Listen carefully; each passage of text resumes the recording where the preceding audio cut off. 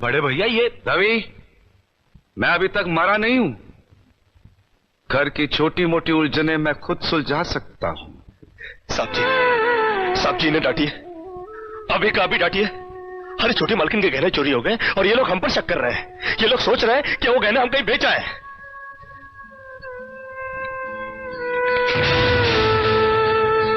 बाकी के रुपए कहां है कृष्णा?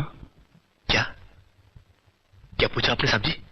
मैं पूछ रहा हूं कि बाकी के रुपए कहां है? ये आप पूछ रहे हैं साहब जी अपने कृष्णा से?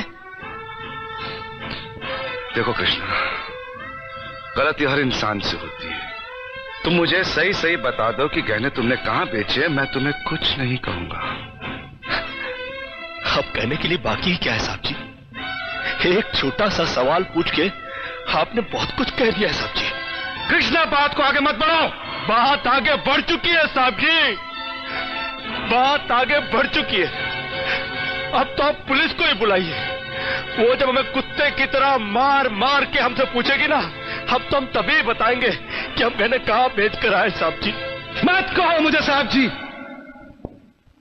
इसी साहब जी की इज्जत आज तुमने मिट्टी में मिला दी। क्या कुछ नहीं किया था मैंने तुम्हारे लिए, उसका मुझे तुमने ये बतला दिया। अरे भैया ये क्या? अरे हट जाओ ज्योति। जिस दिन मेरी फैक्ट्री जलकर राख हो गई थी और मैं बर्बाद हो गया था, मुझे उतना दुख नहीं हुआ था कृष्णा जितना आज हुआ जब तुमने इस घर में चोरी की है। साहब जी, बचपन में जब हमारे माँ बाप मर गए थे ना और हम अनाथ हो गए थे ना, तब भी हमें इतना दुख नहीं हुआ था जितना दुख हमें आज हुआ है जब आपने हमें चोर कहा साहब जी। आपने हमें चोर कैसे कहा साहब जी? और ज्यादा सफाई देने की जरूरत नहीं है।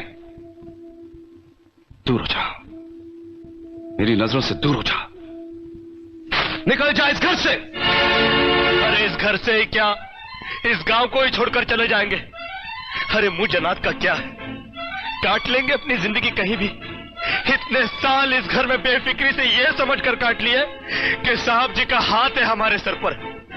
हमको क्या है परवाह किसी बात की, मगर नहीं, अब हम जान गए कि इस दुनिया में अनाथ का कोई नहीं होता।